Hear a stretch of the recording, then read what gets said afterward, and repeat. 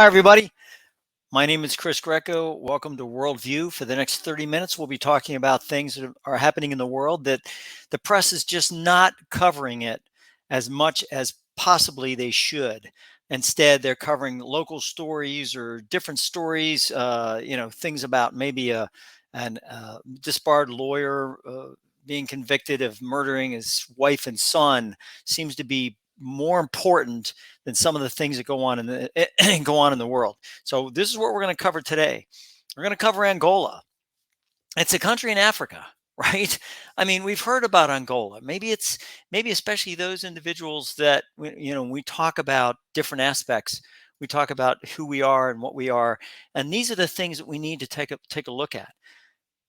But the main thing is that more and more countries in Africa are basically, and I don't mean to use the word derogatorily or with a derogatory bent or whatever else, but colonial powers are starting to try to reclaim the colonial past in some of these African countries, and they're doing that by going in and messing with their infrastructure. And this is something that is just, I mean, China is doing it. France is definitely doing it. And the reason is because France needs oil. And I'll explain a little bit about why France is doing what they're doing. But basically, I want to make sure and get back to what we're talking about from the standpoint of Angola. So let's talk about where Angola is first, because I think that's important. So Angola is over, if this were Africa, which of course it is, we're talking about an area right here. So it's in the southwest portion of of Africa. Africa is a huge continent, huge. It's the largest continent in the world. Makes up 7 or 8 different types of time zones. It's goes all the way from the Horn of Africa all the way over to the western part of the coast. I mean, you have here basically the Indian Ocean, and you have the Atlantic Ocean here. So I mean, it makes up an immense amount of land area. And the thing about Africa, and the thing that's important about Africa, is the fact that Africa has probably the most um, raw materials of any other continent.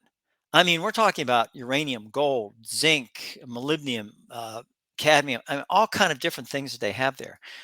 Madagascar, which is just off the coast here, 99%, 99% or 90%, I think it was something like that. Of Madagascar, there are flora and fauna there that is basically cannot be duplicated anywhere else in the world. So this is, I mean, this is an area that is very rich in resources, and because of that, there's a lot of things that people want to do with this area. And one is that because of the Ukrainian war, Russia has basically limited their amount of oil. And because of that, you have Europe up here that's basically going to be oil starved. So what they need to do is they need to get oil. Now, this country here, right here, France, and I'm going to go into this a little bit later. And this is an opinion, basically an opinion. It's an informed opinion, but it's an opinion nonetheless. Is that France has always wanted to be the head, um, the big cheese of Europe, of continental Europe. They've always wanted to basically be the country that everybody goes to. For whatever reason, France has always wanted to be the big power here. And they've always kind of had to take second fiddle to places like Germany, when Germany has an immense amount of industrial area, right? And France doesn't like that. And there's been some tension between Germany and France. But basically, what's happening is France is going out to different areas. They're going to Mali. They're going to Algeria. They're going to different countries that were originally their colonial. It was their colonies, and they're going back and they're trying to get a foothold in that again. Economic agreements and things like that. And this is what Angola is all about. Angola has rich natural resources, and France wants that. They want to own as many natural resources, raw materials as possible, because I think, and this is again my opinion, is, and I have a book, and I'm writing on France. Why should we trust France? It's interesting, but I think basically what's happening is that they're trying to get a lot of ownership or part ownership of these resources, so then they can prove themselves to be the linchpin of the entire European continent here. So they want to be the big one. There's Spain next door. Spain's having some economic problems. Portugal's having some economic problems. Italy's having some economic problems. Greece having some economic problems, and then you have the war in Ukraine, which is right over here. So I mean, there's a lot of issues having to do with France, and France wants to be in the middle of this whole thing. They want to be known as the country where peace treaties are signed, where things are done, where we're going to take care of Europe. We're going to do that. I mean, why do you think most treaties are signed in Paris? Why? I don't understand that, but they are. You know, French think of themselves as this big, gigantic diplomatic country. That they want peace at all costs. They want peace as long as it benefits France. This peace at all costs things is something that is very, very interesting. If you take a look at the even all the way back to the French, all the way back to the American Revolution, why did France join us? Well, France joined us for a couple of reasons, but the main reason is because they didn't like Britain. They were hoping that the Americans could keep Britain bottled up. Also, Louisiana Purchase. Louisiana Purchase was basically to fund Napoleon's army. It wasn't to give America land. It was to fund his army. So I mean, things like this, based on historical fact, is something that we have to take a look at from that standpoint. So let's take a look at Angola and let's take a look at what's going on there. So, and this is the U.S. is falling behind. The U.S. is falling behind here, folks. They're taking their good old time with Africa. And like I've said in the past, I'll say it again. Africa Command is located in Germany. Why is the command that has a military jurisdiction, U.S. military jurisdiction over the continent of Africa based in Germany? It's because they don't want to go to Africa. And people sit back and they go, oh, no, no, no, it's because we don't have any bases. We have bases in Africa, folks. We have we have bases in Africa. Why don't they move there? Why don't they? Because they don't want to. Why would you? The idea is that they want to stay in Germany because that's the center of the center of EUCOM. European Command is there. USAFE is there. United States Air Forces Europe. USAREUR is there. Army Europe. All these different components of the military is there in Germany. So why would they want to go to Africa? So so that's where I'm coming from that standpoint. So let's do a quick summary of Angola. 36 million people. We have 330 million people. Three major ethnic groups. 11 languages with Portuguese as the official. Now, why is Portuguese the official language of Angola? It's because it was originally a Portuguese colony. And then they got their independence. There's two major religions: Catholic 41%, Protestant, and then one other religion. 47% of the population is under 14 years old. 47%. That's almost half of the population. 18 million people are under 14 years old. Think about that for just one split second, and how that will determine what's going on in that country. I mean, you got 15, 16-year-olds, right? I mean, that basically are not part of that 47%. So this is interesting.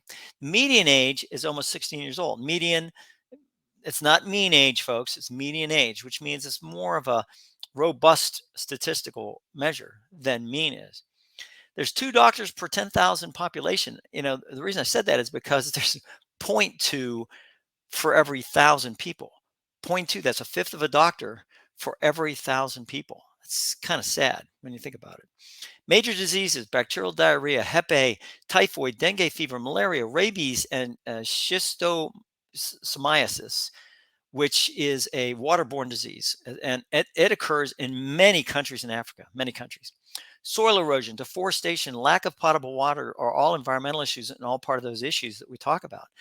Real GDP per capita in Angola, $5,900, which means that every person basically, if you're talking about gross domestic product, could get $5,900. To give you an idea, in the United States, it's somewhere around 60,000.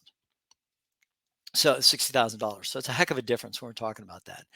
Exports: oil, diamond, natural gas, refined oil ships to China, India, UAE, Portugal, and Spain. Import refined oil, scrap vessels, meat, rice, um, palm oil from China, from Portugal, Nigeria, Belgium, U.S. We do have some things we ship to Angola, South Africa, and Brazil. 28% of the electricity is fossil fuel. So here we have an exporting country of oil, but they only use 28% of it for electricity, 70% hydroelectricity. They produce over 1 million barrels per day of oil and almost 7 billion cubic meters of natural gas. They export about 6 billion cubic meters of natural gas. This is Angola, folks. It's used as a transient point for cocaine. It's a drug transient country to Western Europe and South Africa. So I mean that's it. This is the way it looks. Big country for 36 million folks. I mean this is what they have. Look at this. I mean it goes all the way from almost where is that? That's around Buffalo area, all the way down to Savannah, Georgia. Out to the Atlantic here, all the way to Chicago in that area. So big country. It's a big country. We'll measure it here in a second. Why this country, right? Well, first of all, it's a former Portuguese colony, right? So the Portuguese don't, they Angola really doesn't want anything to do with them. So the French want to increase relations because of oil production. Now they are saying that they're going to do some economic aspects here, having to do with building their arable land, farm economic, all that stuff. So what difference is that than China going in saying they want to give them cell phones? I mean, the bottom line is it's all has to do with infrastructure, and the infrastructure aspect is what the Africans are trying to get. They're trying to understand infrastructure so that they can be independent. But then what happens is once a foreign country goes in there and starts to put things in place, then all of a sudden they kind of own that country in the infrastructure, and that's what the French. Yeah, that's what French are doing. Chinese are doing. I'm sure the U.S. is doing it somewhere along the line there. Maybe I'll bring up some examples. But I mean, basically, that's what's going on there. They just signed an economic agreement with Angola, right? As part of what they call an African national tour. So Macron has gone down there. The president of France has gone down there, and he's been, hooping it up with, Mali and Algeria and some of the other former French colonies, which want kind of nothing to do with France. So he's going down there and he's trying to mend fences there, and then he's trying to grow the French. I mean, I'm going to say it, the French colonial aspect. They're trying to get down there and build relationships with these countries. But basically, really, what are they doing, right? France has some trouble with former French colonies. Mali, they were giving them all kind of military aid. This is again a pattern with France. Military aid out, the wazoo. They give them all kind of aid, all kind of things, and then all of a sudden they have a coup in the country. So then France pulls their people out because they got to have democratically elected people and all that stuff. So they're having a problem with that. So that's with that. I give the New York Times reference there, so you guys take a look at it. Um, former France former colony Nigeria is now trading with China as a primary trading partner. They kind of, hey, yeah, France, thanks a lot for coming down and trying to mend fences. And again, a lot of oil there, a lot of oil in Algeria. Algerian oil fields, pretty rich, right? France needs allies in Africa, right? They need to continue the raw materials, the resources, all these things they need to be able to keep growing, to keep understanding. And I get it. But I wish the French would just admit to nationalism, because that's what they do. They're very nationalistic. It's all about France. In in France, it's all about France. If they do something, it's about France. They sit there and they talk about all these other countries and how they care about that and everything else. I'm telling you from history and from research that the French care about the French. Now, there's nothing wrong with that. Just say it. Just say it. Say that, hey, look, France is primary. France, we're going to do stuff for France. We're going to do stuff for our nationalism. Instead of putting on this air of, oh, it's all about peace and it's all about we want people to get along and all that. I'm sorry, but and again, this is very, very opinionated on my part. This is my opinion, my sole opinion. Nothing, if people sit there and say, gee, I love the French, good for you. That's your opinion, and I respect that opinion. Please respect mine. So, and I do this only because I have had actual personal experience with French and French military, and I do not find them to be wholly trustworthy. Let me throw that out. And unfortunately, I cannot give you um, specifics on that because it was during a time when there were some intelligence aspects and everything else. I can't really go into that, but I'm telling you, I was there, and I'd be more than happy to testify in a skiff. What is France's long-term plan? France has always wanted to be the main country in continental Europe. That's my opinion. Most major treaties are signed in France. This is a fact. And it's hilarious when you think about one of the major treaties that was signed in France was the Paris Climate Accords. The Climate Accords were signed in Paris. What is France doing right now? They're trying to get oil, folks. Oil. They're trying to burn fossil fuels. Just think about this for just 1 second. You have the Paris Climate Accords, which they signed on to in France, in Paris, yet they are out trying to get oil from Angola, trying to get oil from Uganda, and I'll go into that in a second. I mean, so you're talking about a country that sits back and says, yep, I signed the accords. There we go.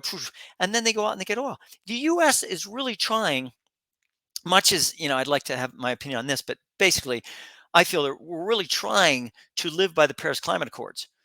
France, I'm sorry, but France can sit back and they can say, yeah, hey, we have every intention.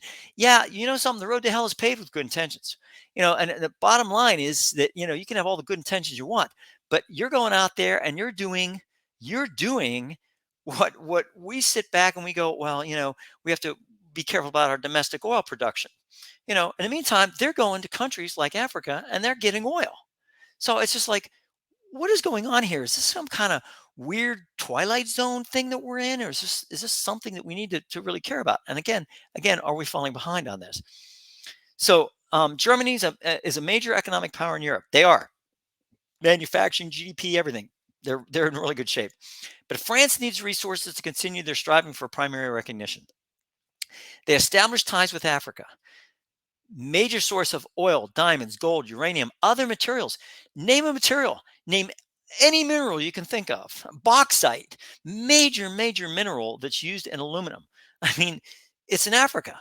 I mean, there's a lot of different things in Africa.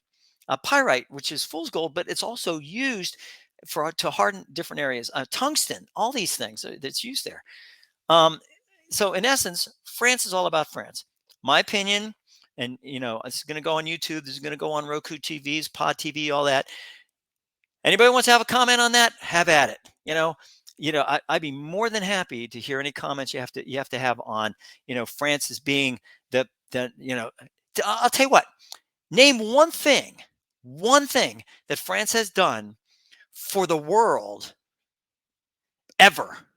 Just one thing France has done for the world ever. And I'll be more than happy to sit there and say, okay, I'll give you that. I'll give you that situation. And you sit back and you go, well, what about all the French scientists? What about all the U.S. scientists? What about all the German scientists? What about Romanian scientists? What about all the different?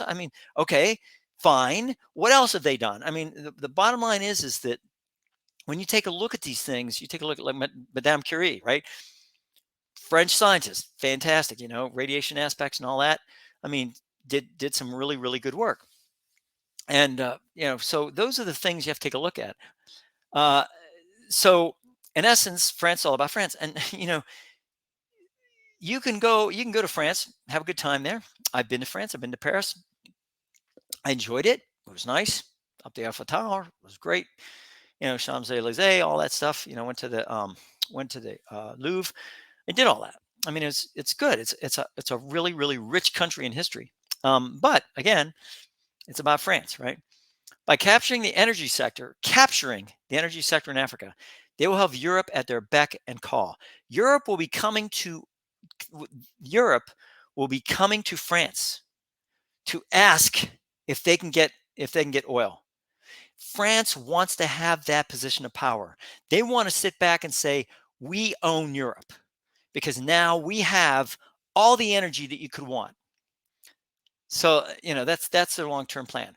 What about other African countries? Okay, France is trying to build a pipeline and drilling between Uganda and Tanzania with China. They're partnering with Folks, listen to this. They're partnering with China. France's company called Total is going with China, and they're going to build this pipeline. So just to give you an idea of where this pipeline is, let me show you what this pipeline is going to do. So so here's Uganda here. Now, where's this pipeline going to go? Well, basically, it goes from what they call the Albertine Rift Basin. This is Lake Albert. So right along this basin area, the basin actually goes all the way from Lake Albert all the way to Lake Tanganyika, which is way down south here. So, but Lake Albert's part of that, and this Albertine Rift is where they're going to drill, and they're going to pipeline this thing from Uganda, all the way to a place called Tanga, which is a port in Tanzania. Okay, so they're going to go from here all the way to here. Now, look what's in its way. Look what's in the pipeline's way. Lake Victoria. It's beautiful. Lake Victoria is gorgeous lake. You have Kampala and Tebi, all these different areas by Lake Victoria. So let's say, for instance, that we were going to we're just gonna do a roller here real quick. We're just gonna do a quick look at what this is gonna be. So let's say they come up here and they're gonna have a pipeline from here. They're gonna have to miss Lake Victoria. It's gonna be over here. And I mean, this is let's do a path here, just so I have it. So we're going to do a path. We're going to miss Lake Victoria. Gonna have to go through some mountains here. Where's some mountains? And we're going to go to Tanga. Now, 748 nautical miles of pipeline going between here and here. Now, what are some of the things that have to be, because the oil coming out of this Albertine Rift is going to be so viscous, it's going to be it's going to be thick, basically what it is. They have to heat this pipeline going between point A and point B. China and France. We're talking about 10 billion bucks. 3.5 billion they're investing, and they're going to start this pipeline going through here. So who's fighting it? Who's fighting the pipeline? Well, the pipeline is being fought extensively by environmental activists, with NGOs, non-governmental organizations are saying, look, they're going to screw up an entire, ecosystem, with Lake Albert and the rest of that area. It's beautiful. It is a beautiful area, and they're going to mess that up. So they're saying the banks don't loan any money to these two companies, France and China, to be able to make that work. So I think that's just interesting. And also, I think I'm going to drive home again. This is against the Paris Climate Accords, folks. We're talking about getting away from fossil fuel. I hear it every day about getting away from fossil fuel. I hear it every day about getting rid of natural gas. I hear it every day. Here's the French. Who's holding this over the French and the Chinese? The Chinese are the number one CO2 polluter in the world. Yet they're getting more oil. They're getting more oil. So I don't understand. Are we doing anything about this? No. What's the State Department doing? No, they're going over and they're doing whatever, trying to figure out what's going on. Instead, here's a situation that could heavily affect two countries, Uganda and Tanzania. And if they have a spill, it screws up Lake Victoria, it screws up Lake Albert, it can ruin the entire Albertine Basin. But no, let's not worry about that. Let's get and these are the people, Paris Climate Accords, Paris Climate Accords. What are we doing? Why are we doing this? So I want you to watch for future developments as France tries to placate their own people while increasing their national wealth. Now, interestingly enough, the retirement question in France, they're having a heck of a time. They're having internal strife there because basically originally it was that they weren't going to mess with the retirement age. So everybody in France could retire with a pension at the age, I think it was like 62, but now they're going to raise it to 64. And now they're going nuts. They're going crazy about that. These are the same people that want a 4-day work week. Remember, now they're starting a 4-day work week here in the US. They're trying to figure that out. I mean, it's like, wow. So it's just one thing after another thing after another thing after another thing. And it'll be interesting to see. And I think by France getting oil and getting these types of things, it placates people. It sits back and says, oh, we're France and we have this, and we're France and we have that. And we're France and we have this. We don't have to worry about any of that. So I mean, it's interesting how that we still can we still think France is our ally, folks. I don't know when we're going to finally wake up and realize that the only reason that they're our ally is because they can get something from us. And it's interesting how Macron came and talked to Biden and said that the Infrastructure Reduction Act is going to affect France and Europe. And I love the way he said that, France and Europe.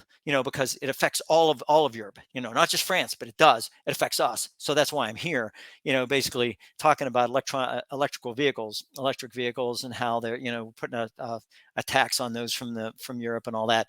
And of course, President Biden placated the guy by saying, "Oh, we'll have to take a look at that and whatever else. We don't want to hurt our European allies." Really, it's great. So that's basically what's happening with that. And that is pretty much it. And the bottom line of this whole thing is to understand that this is Africa, folks. This is a huge continent. Lots and lots and lots and lots and lots and lots and lots and lots of of different resources. One area, it was this place called Kauki in Central African Republic, CAR, where Wagner Group, which is basically a mercenary wing of Russian armed forces, is providing security for mining operations, but Russia is getting part of that mining resources. So this country is just it's being split into all kind of different uh, protectorates, whatever you want to call it, because there's so many resources there. But what is the individuals or the countries doing to help that country? What are they doing to help Uganda? Okay, yeah, they're giving them money, but and that's real nice. But where's the money going? Is the money going in the dictator's pockets? Is it going in the leader's pockets? Is it going in some Swiss bank account? Or is it actually going to help the people? I mean, again, I have personal experience with a country in Africa where basically money was going directly to the dictator. It's going directly to the leader, the president of the country. But it's not. People aren't. People are dying. They're dying of starvation. They're dying of they're unemployed. They don't have a life. They don't have a future. But yet, we're getting the country that's in there is getting the resources they need to be able to continue with their affluent society. So that's what I want to talk about today, and I realize there's a lot of opinion here, and I want to say it again, and I don't mean to beat a dead horse, but the bottom line is this: is that there's a lot of countries out there besides France, but France is one of them, that are trying to go in and basically drain the country of its natural resources, and then basically leaving it a dying hulk while they go out and they try to find some other country that has those resources. Um, remember when the drilling and any type of drilling done right is can cause some economic disasters, and they're about to do it in an area that is just a beauty area and provides water and other resources to different countries. So that whole basin there. So that pretty much does it for me today. I just wanted to bring up these areas with the definitely with Africa and how those things are happening, and different parts of the story that you're not hearing. Yeah, I put some resources in there. Please go take a look at it, and you make your decision as to how you want to think on this thing on the worldview. So for the worldview, this is Chris Greco. Thank you so much for listening, and please, always try to go out and take a look at France 24, take a look at Al Jazeera, take a look at news areas, Haystack News, great free resource, lots and lots and lots of international news. That's where you want to go. That's what you want to see. See what's happening in the world, because happening in the world, that's what's going to affect us in the long run. So, if the more that you have in the worldview, the more you understand how we interact with the world. Until next time, this is Chris Greco saying, thank you for watching The Worldview.